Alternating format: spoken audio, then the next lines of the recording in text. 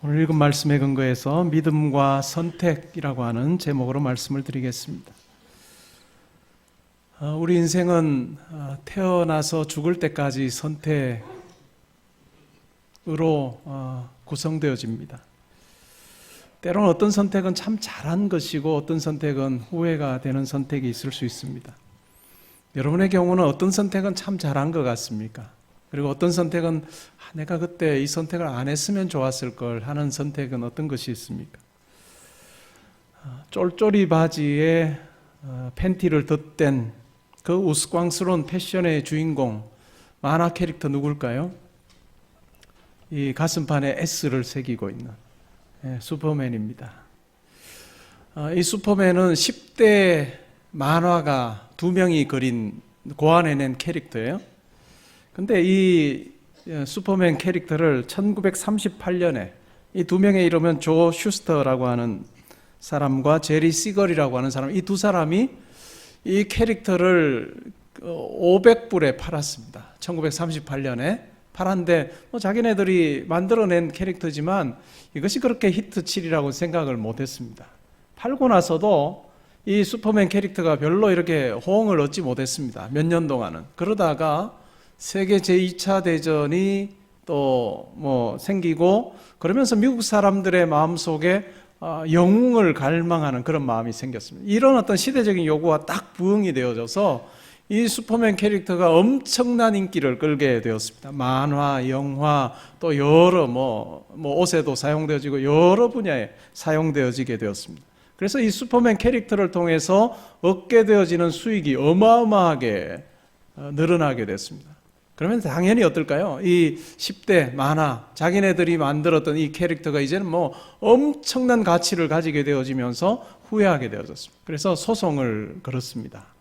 여러 차례 소송을 걸어서 이 권리를 되찾으려고 했지만 결과는 자기들이 되찾지 못했습니다. 많은 경영학자들이 20세기에 미래를 내다보지 못하고 그 가치를 알아보지 못하고 선택했던 아주 잘못된 선택의 한 예로 이 사건을 들고 있습니다. 1867년에 알래스카가 러시아 제국에서 미국으로 이양되었습니다. 팔리게 되었습니다. 러시아가 그 당시에 재정 상태가 좋지 않았고 또 관리하는 것도 굉장히 어려웠던 것 같아요. 자기네들 본국으로부터 떠나 있고 떨어져 있고 더군다나 이 영국 그 해군에 의해서 강제적으로 만약에 점유되어지게 되어질 때 이거는 그냥 대처할 방법이 별로 없어서 결국은 이 땅을 팔게 되었습니다. 미국에 팔게 되었는데 그 땅의 규모가 어느 정도냐면 알래스카가 남한 땅의 17배입니다. 굉장히 크죠. 큰 땅인데 이 땅을 매매할 때 미국 쪽에서 많은 언론들이 긍정적인 입장을 표명했지만 그러나 소수의 언론들은 굉장히 부정적으로 이 부분을 바라보기도 했습니다. 이미 미국이라고 하는 땅 안에는 인디언들이나 그래서 계속 관리를 해야 되는 사람들이 많은데 왜 하필이면 또 다른 땅을 사들여서 그곳에 있는 원주민들을 또 관리해야 되고 거기에 드는 비용이나 이런 걸 치면 정말 쓸데없는 짓 한 거다라고 그렇게 비판을 하기도 했습니다. 그래서 뉴욕 월드라고 하는 그 신문에서는 다 빨아먹은 오렌지 같은 땅을 왜 사냐?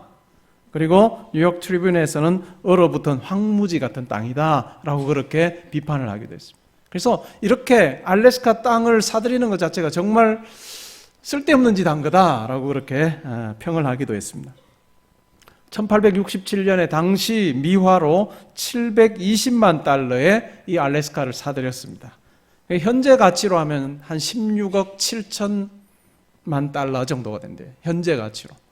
그래서 이 땅을 사들였습니다. 그리고 나서 그 땅에 석유가 많이 묻혀 있다는 걸 알게 됐습니다. 그리고 구리, 은, 금, 그리고 석탄, 천연가스, 그리고 목재, 엄청난 자원이 이 땅에 있다는 걸 알게 되어졌습니다. 오늘날로 따지면 이 가치가 어느 정도 될까요? 수조 달러의 가치가 있다. 16억 7천만 달러에 샀는 그 정도 가치의 돈을 지불하고 샀는데 오늘날로 치면 수조 달러의 가치가 있는 엄청난 그 유익을 미국이 얻게 됐습니다. 그 반대로 뭘까요? 러시아는 엄청난 손해를 보게 됩니다. 실패한 거래의 대명사이기도 하고 미국 쪽에서는 정말 엄청나게 잘한 성공적인 어떤 거래의 대표적인 케이스로 이 알래스카를 듭니다. 야구를 좋아하시는 분들, 메이저리그에 베이브 루스라고 하는 사람을 이름을 아마 들어보셨을 거예요. 그는 1920년도에 보스턴의 야구팀인 그 메이저리그 팀인 보스턴 레드삭스에서 뉴욕 양키스로 이적을 하게 되었습니다. 두 구단이 아주 보스턴과 뉴욕은 항상 미국에서는 굉장히 경쟁 도시라고 하죠. 그러니까 뉴욕에는 금융이나 이 경제가 몰려있는, 경제를 막 움직이는 도시고 보스턴은 학문의 대표적인 도시입니다. 그러다 보니까 운동 경기를 해도 이 보스턴과 뉴욕은 항상 이 경쟁 관계가 굉장히 심한데요. 그래서 1920년에 이 선수를 그 보스턴에서 이제 뉴욕으로 이적을 시켰어요. 트레이드를 시켰어요.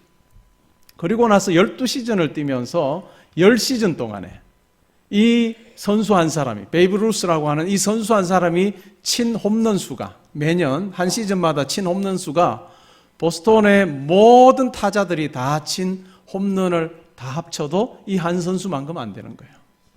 얼마나 알짜배기를 놓친 겁니까? 그죠? 땅을 치고 후회를 해도 소용이 없었습니다. 여러분은 어떻습니까? 여러분의 경우에 인생에서 여러분들이 한 선택에 대해서 후회하는 일은 없습니까? 내 이 선택은 정말 잘못한 것 같다. 아니면 내 이 선택은 정말 잘한 것 같다. 라고 하는 그것이 어떤 것이 있는지 한번 생각해 보면 좋겠습니다. 오늘 읽은 말씀에도 보니까 참 중요한 선택을 했던 한 인물에 대해서 소개하고 있습니다. 그 사람이 누굴까요? 모세라고 하는 사람입니다. 모세는 어떤 사람인가요? 이스라엘의 지도자입니다. 애굽에서 종살이하던 이스라엘 백성들을 구출해내는데 지도자 역할을 감당했던 사람이 바로 모세입니다. 그리고 하나님께서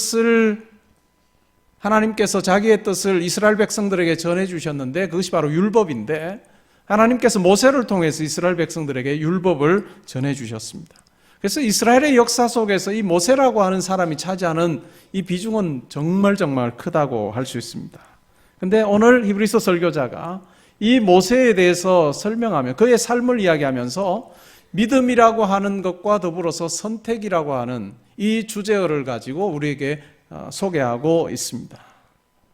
여러분, 모세의 일생을 통해서, 삶을 통해서 믿음과 선택이라고 하는 이 두 개의 키워드를 가지고 우리가 한번 살펴보면 좋겠습니다. 세 가지로 살펴보고자 합니다. 첫 번째는 믿음으로 선택한다라고 하는 것이 어떤 것이냐라고 하는 것입니다. 믿음으로 선택한다라고 하는 것 어떤 것이냐.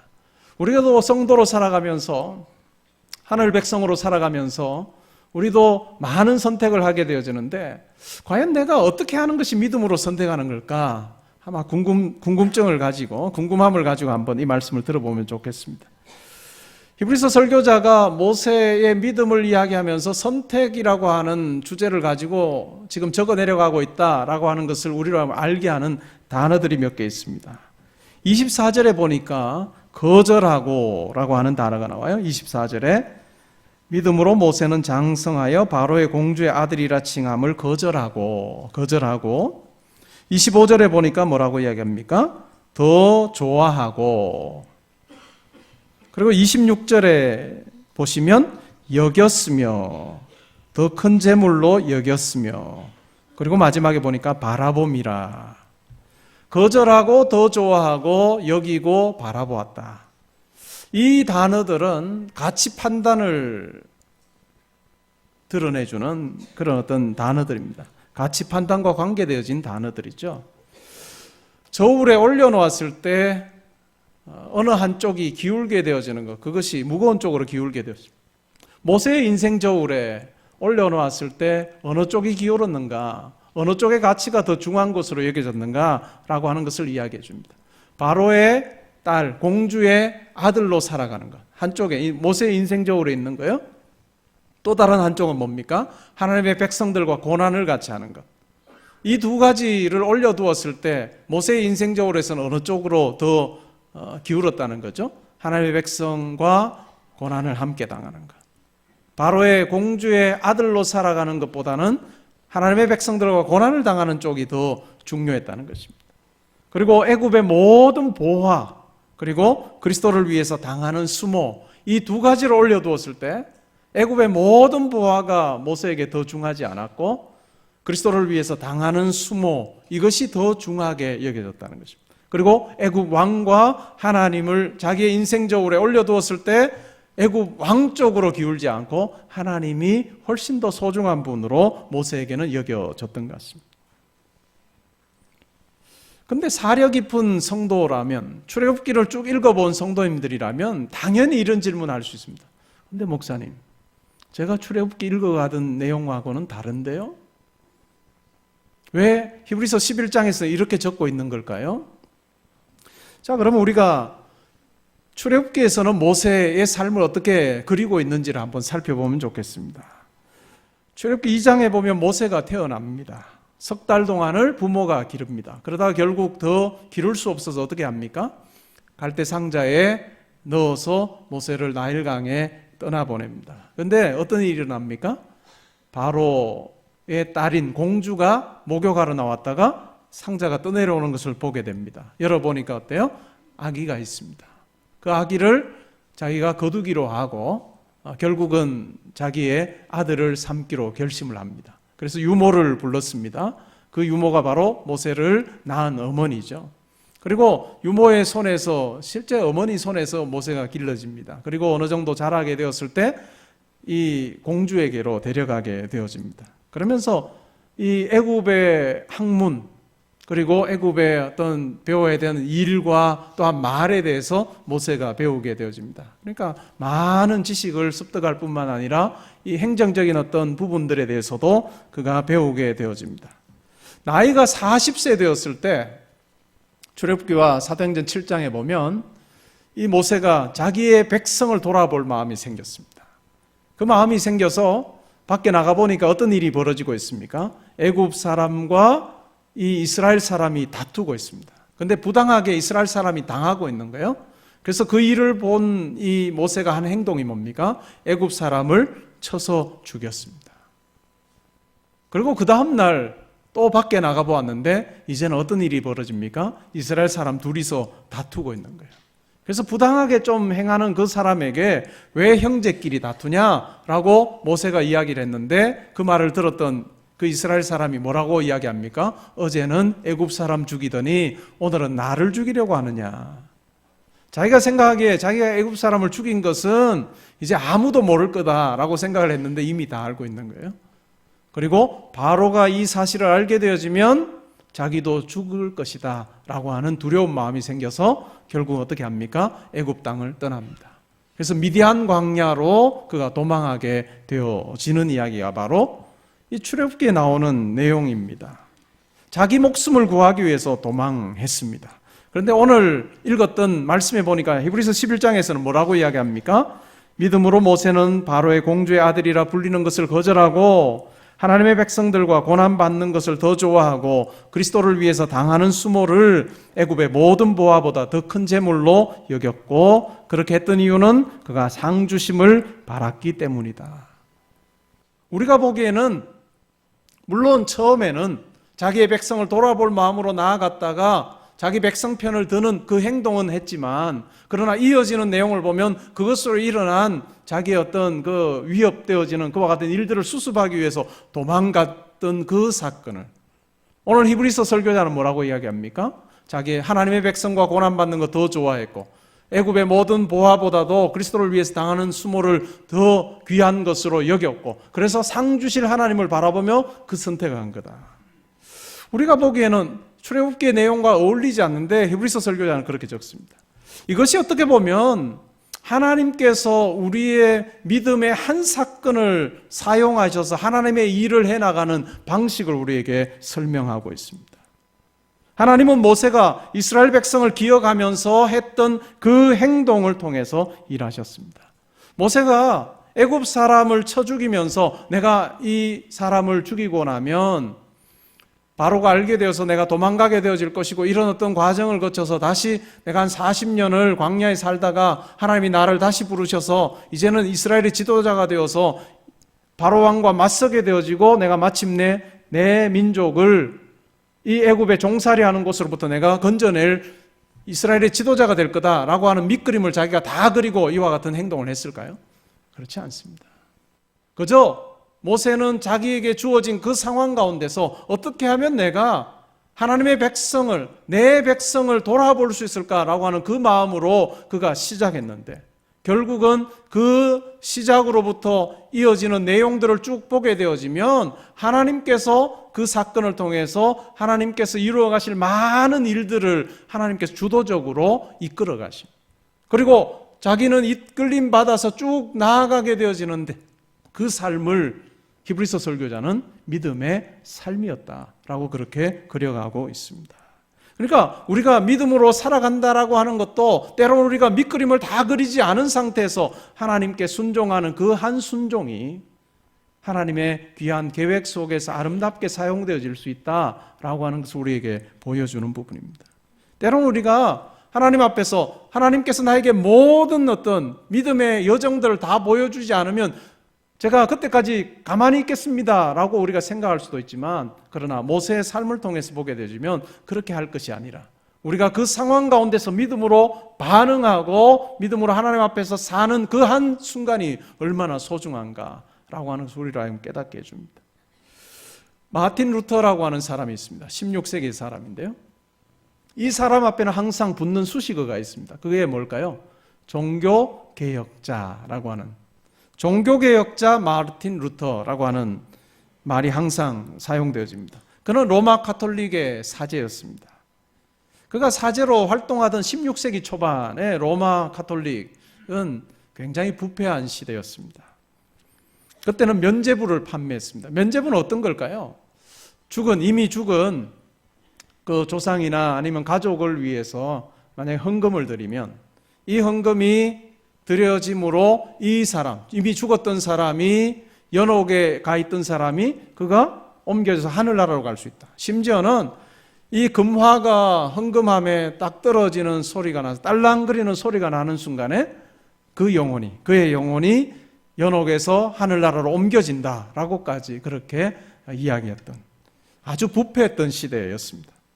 그래서 그와 같은 어떤 시대에 로마 가톨릭의 신부로 살아가면서 이 마르틴 루터는 그것을 도무지 용납할 수가 없었던 거예요. 자기는 오직 믿음, 오직 은혜, 오직 성경이라고 하는 신조를 가지고 살았는데 도무지 성경적이지 않은 이와 같은 면죄부를 파는 그런 모습을 보면서 그는 마침내 1517년 10월 31일에 비텐베르그 성당의 문 앞에, 우리가 역사적으로 보면 문에 그냥 95개조의 그 논제를 붙였다라고 그렇게 알려져 있습니다.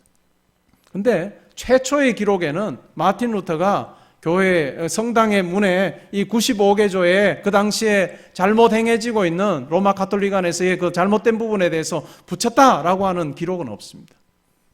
이 부분에 대해서 누가 이야기를 했는가 하면 그 당시에 비텐베르그 대학의 교수였던 필립 멜랑히톤이라고 하는 사람, 종교개혁에 아주 중요한 역할을 감당했던 사람이 있는데 루터보다 한 14년 정도 뒤에 태어나서 14년 정도 뒤에 세상을 떠난 사람인데요. 이 멜랑히톤이 최초로 이 마틴 루터가 95개조의 그 반박문을 비텐베르그 성당 문에 붙였다라고 이야기한 사람이 바로 이 멜랑히톤이라는 사람이에요.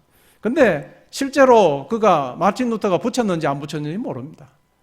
근데 중요한 것은 마틴 루터가 그 당시에 로마 가톨릭 안의 부패를 보면서 그가 95개조의 논제를 작성한 건 맞습니다. 근데 어떤 의도로 그가 작성했을까요?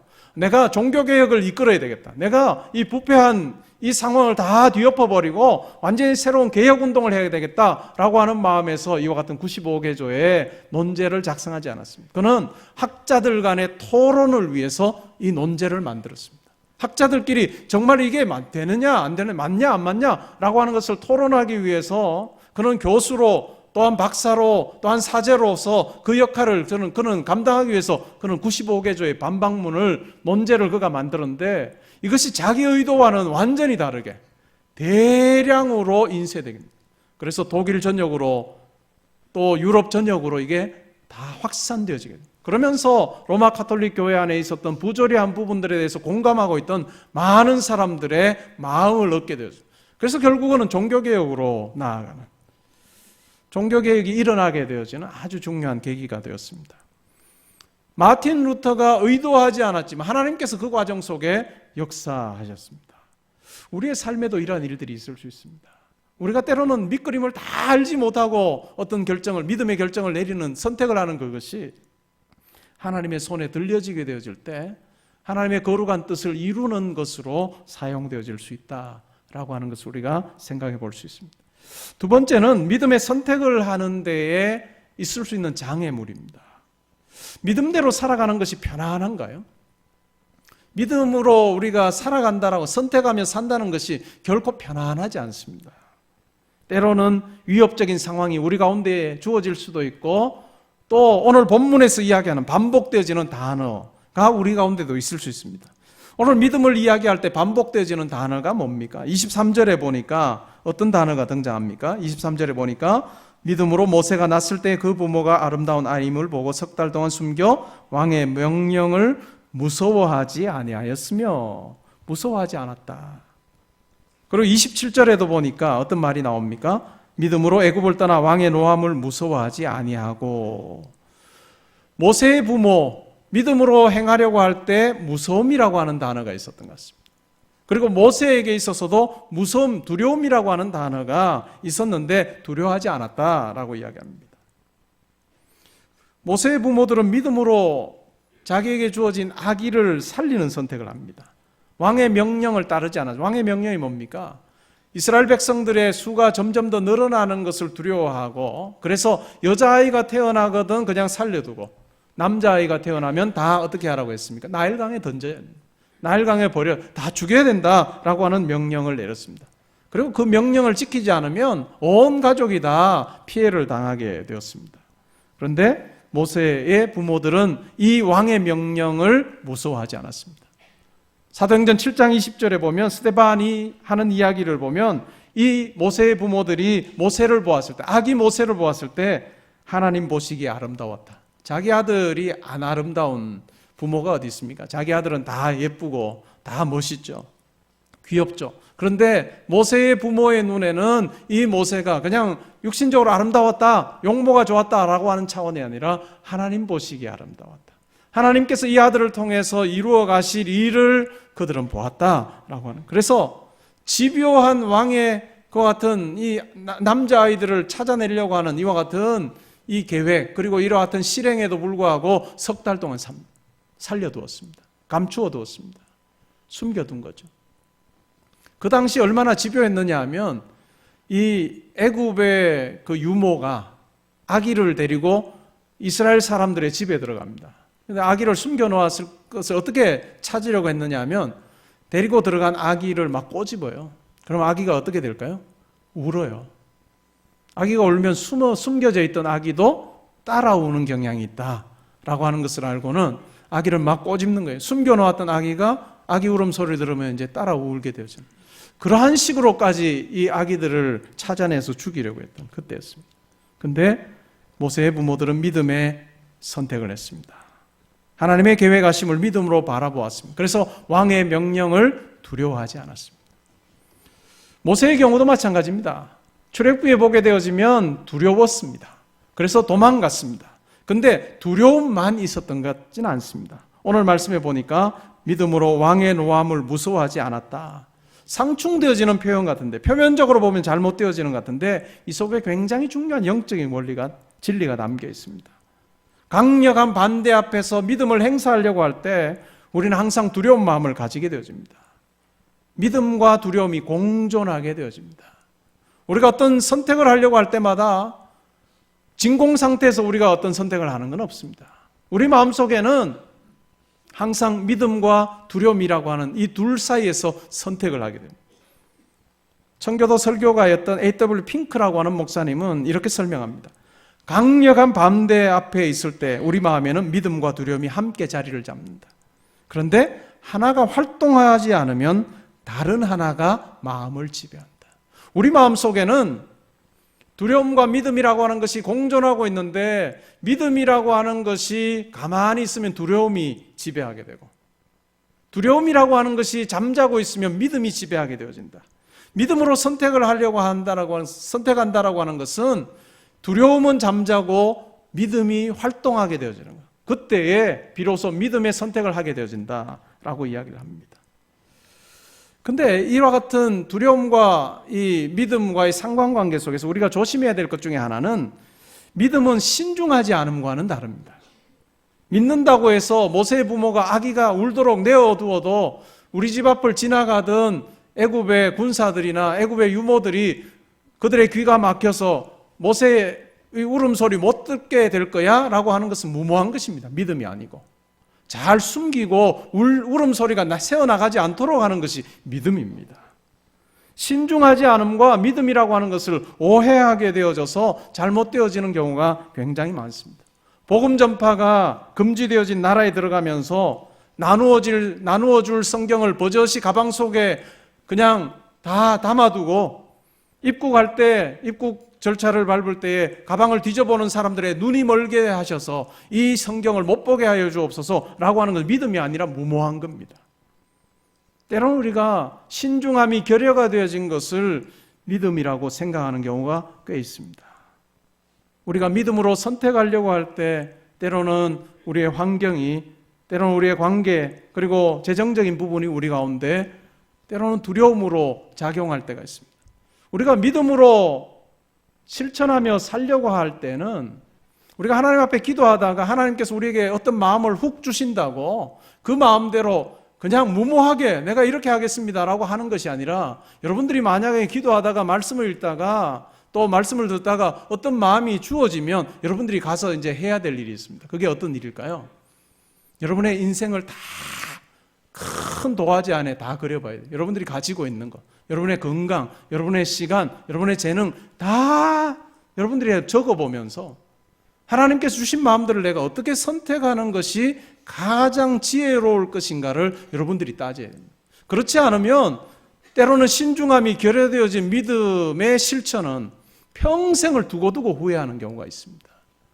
때로는 하나님 앞에서 실천해야 되는 것, 그 상황 가운데서 우리가 뒷걸음질 쳐버림으로써 인생의 마지막 순간에 가서 내가 그때 이렇게 했으면 좋았을 거리라고 후회하는 경우도 있습니다. 그러니까 우리가 믿음의 선택이라고 하는 것은 결코 어떤 감정이나 한순간의 어떤 이끌림에 의해서 결정할 것이 아니라 정말 면밀하게 하나님께서 나에게 주신 시간도 있고 건강도 있고 물질도 있고 재능도 있는데, 이것을 내가 어떻게 선택하고 어떻게 관리하는 것이 하나님께서 원하시는 믿음의 선택을 하는 것일까를 우리는 신중하게 검토하면서 내려야 됩니다. 그리고 믿음의 실천은 한 번으로 끝나는 것이 아니라 꾸준할 수 있으면 더 효과적일 수 있습니다. 그런데 우리에게 중요한 것은 뭘까요? 우리가 한 선택 가운데 두려움이 우리를 지배하도록 하는 것이 아니라 믿음이 우리를 지배하도록 하는 것은 굉장히 중요합니다. 세 번째는, 믿음은 실행을 동반할 때 역사하는 힘이 있습니다. 23절에 보니까 믿음으로 숨겼다. 27절에 보니까 믿음으로 애굽을 떠났다. 28절에 보니까 믿음으로 예식을 정하였다. 행했다는 거죠. 그리고 29절에 보니까 믿음으로 건넜습니다. 30절에 믿음으로 여리고성을 돌았습니다. 그리고 31절에 믿음으로 평안히 영접하였습니다. 믿음이라고 하는 것은, 그 선택은 우리의 행동을 요구합니다. 실천이 없는 믿음은 허수아비에 불과합니다. 가치 판단이 내 머릿속에만 자리 잡혀 있고, 그리고 내 손발로, 내 입술로, 내가 하는 어떤 몸짓을 통해서, 나의 시간 사용을 통해서 드러나지 않는 것은 허수아비와 같은 믿음입니다. 만약에 하나님께서 어떤 학생을 공부하는 길로 부르셨다라고 한번 생각을 해봅시다. 가정을 해봅시다. 그러면 이 학생이 뭘 해야 될까요? 죽으라고 공부해야 됩니다. 이 학생이 해야 될 일은 죽으라고 공부하는 것입니다. 하나님, 나에게 이런 비전을 주셨으니 하나님, 제가 한 페이지 한 페이지를 읽어갈 때마다 포토그래픽 메모리, 그냥 사진 찍듯이 그냥 한 페이지 한 페이지 기억 다 나게 해주십시오. 그런 기도를 할 수 있을지는 모르겠지만 하나님께서는 그렇게 역사하지 않는 경우가 굉장히 많습니다. 어떻게 해야 될까요? 시간표를 짜야 됩니다. 이전에 그냥 허투루 자기가 사용했던 그 시간을 다 정돈하고 공부에 집중할 수 있는 시간을 만들어가는 그것이 정말 지혜로운 사람이죠. 하나님께 예배하는 시간, 기도하는 시간, 이것이 하나님과 거래하는 시간이 돼서는 안 됩니다. 하나님, 제가 예배하러 나왔습니다. 다른 학생보다 제가 2시간 공부 덜 하는데요. 이 2시간 제가 잘 그냥 다른 학생 4시간 공부를 제가 2시간만 해도 이거 그냥 다 보상받게, 이건 좀 이상합니다. 기도하는 자리에 나와서 하나님, 다른 친구들 지금 다 기도하는데, 다 공부하는데 제가 기도하는 자리에 나왔습니다. 다른 사람보다 훨씬 더 공부하는 것 적게 해도 제가 더 많이 기억되게 해주죠. 이것도 이렇게 말할 수 있을지 모르지만 도둑놈 신보입니다. 우리가 성도로 살아가면서 만약에 공부하는 자리에 부름을 받았다면, 공부하는 자리로 부름받았다면 시간을 더 잘 쪼개서 사용해야 됩니다. 우리는 예배, 기도, 말씀 묵상해야 되는 시간을, 우리가 하나님과의 이 사귐의 시간을 기본적으로 가지기 때문에 믿지 않는 분들보다 훨씬 더 공부할 시간이 적은 거예요. 그러면 우리가 할 수 있는 방법은 뭔가요? 우리가 우리에게 주어진 시간을 훨씬 더 잘 활용해서 1분 1초라도 더 아껴서 하나님 앞에 써요.